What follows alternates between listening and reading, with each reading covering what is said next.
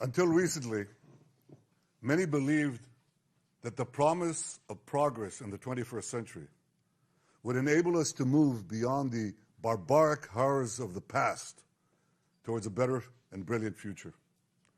Many believed that we could go about our comfortable lives and that evil will simply pass us by.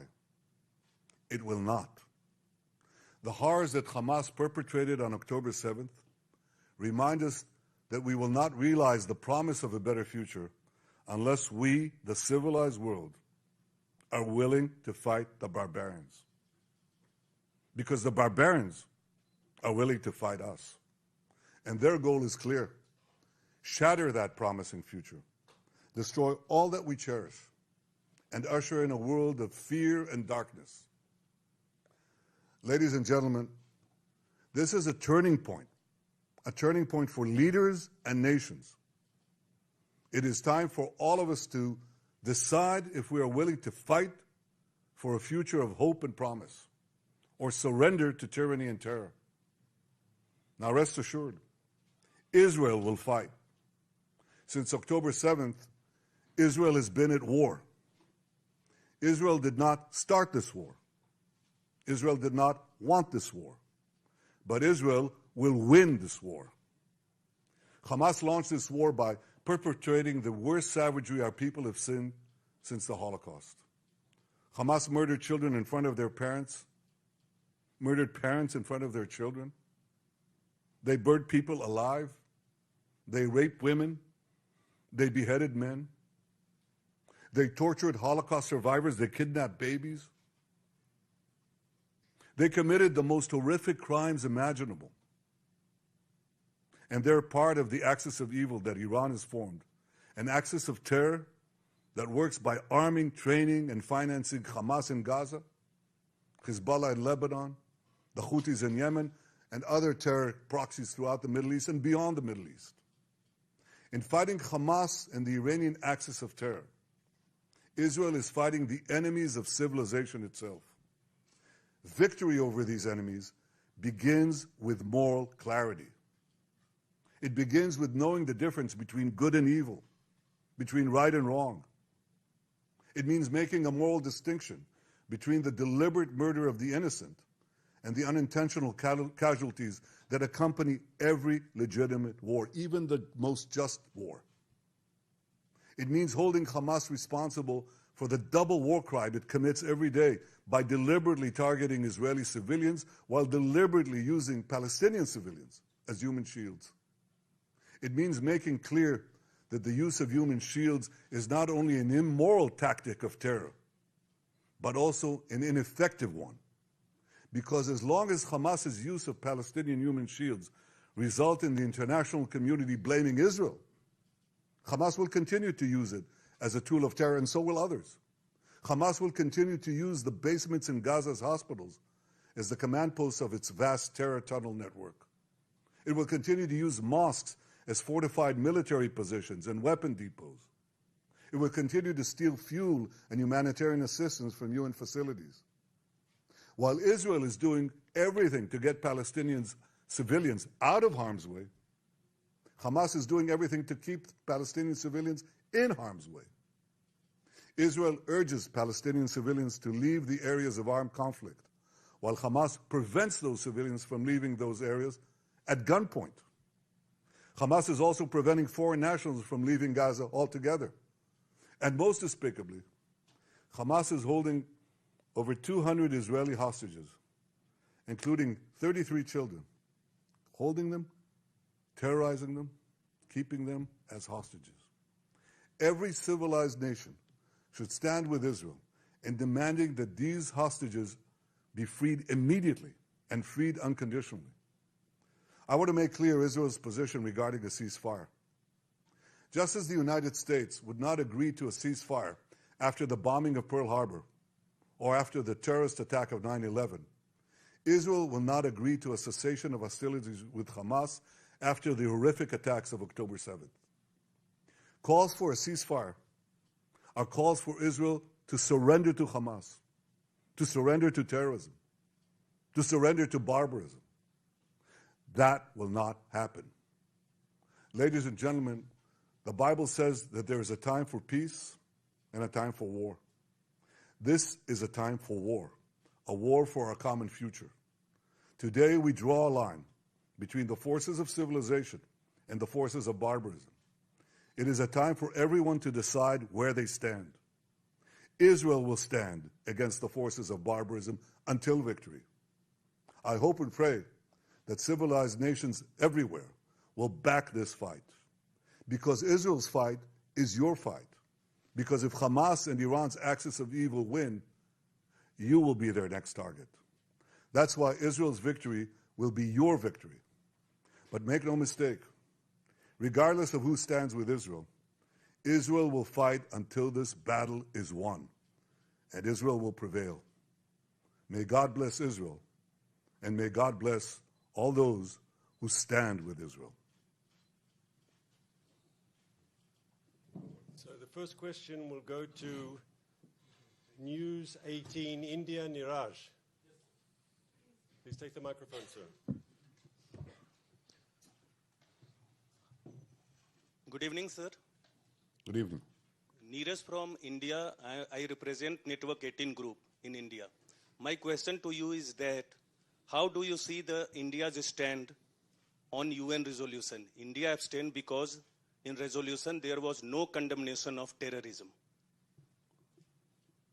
I think that resolution was deeply flawed, and I was sorry to see that even many of our friends did not insist that there would be a full and powerful condemnation of the horrors that were committed here, that are horrors that no civilized country, including your country and so many others, would tolerate.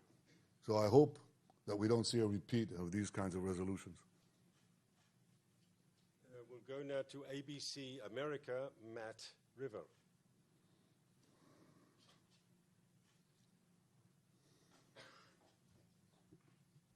Thank you, sir. It seems that the level of support that you have amongst the Israeli public has dropped considerably. So the question is, how can you continue to lead this country effectively during a very difficult time, and have you at all considered stepping down? The only thing that I intend to have resign is Hamas. We're going to resign them to the dustbin of history. That's my goal, that's my responsibility, and that's what I'm leading the country to do. This is my responsibility now. And it's something that I think unites the entire country. We're all supporting the soldiers. We're supporting our commanders. We're supporting the IDF. We're supporting, I think, the unbelievable efforts of our reservists and our security forces. We'll continue to do that until victory. ZDF, Germany, Michael. Good evening, sir. Michael Beverung, Channel 2 German Television. I would like to ask you, there's a widespread discussion, especially among the relatives of the hostages, about the course of military action you have taken so far.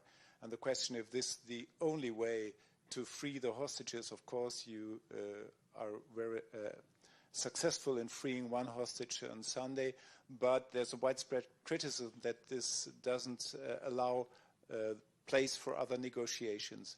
What do you explain to the relatives of the hostages for this course, relying mostly on military pressure?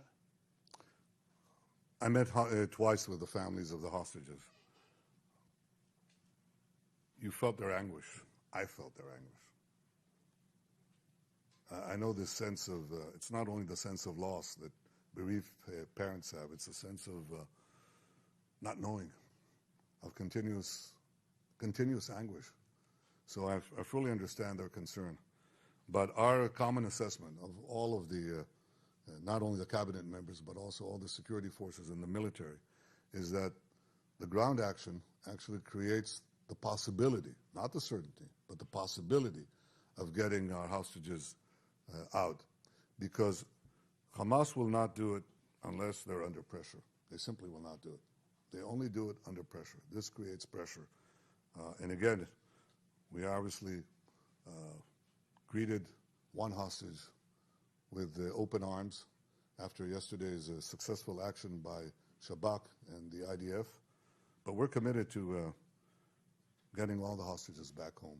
We think that this method stands a chance. it's a goal that we're committed to. Channel 7 Australia, Chris. Prime Minister, Chris Reason from Channel 7 Australia.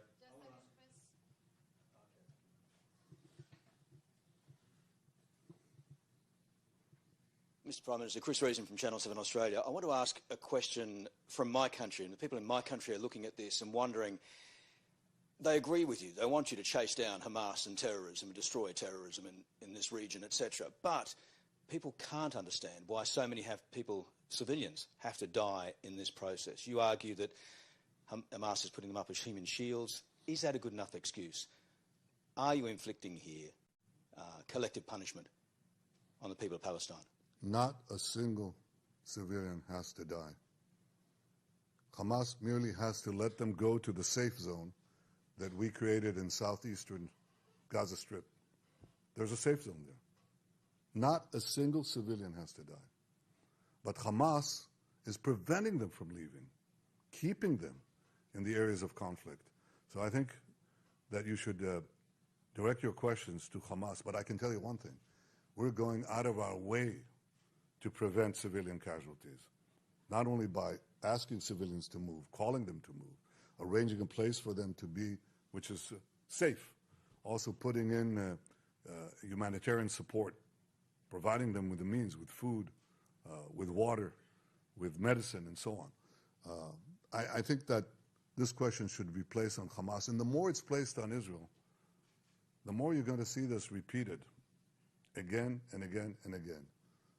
So other groups, other criminal states, other criminal organizations will use civilians as human shields.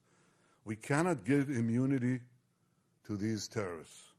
We cannot give immunity to these savages.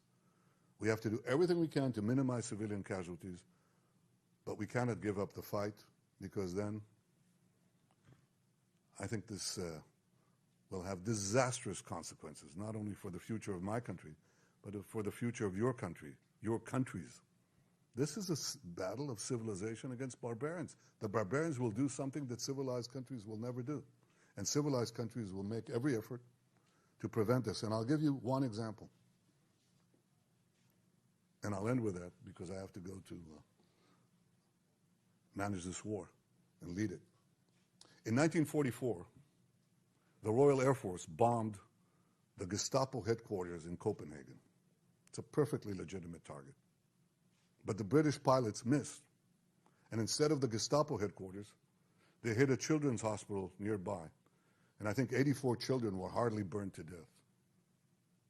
That is not a war crime. That is not something you blame Britain for doing. That was a legitimate act of war with tragic consequences that accompany such legitimate actions. And you didn't tell the Allies, don't stamp out Nazism because of such tragic consequences. They went to the end because they knew that the future of our civilization was at stake.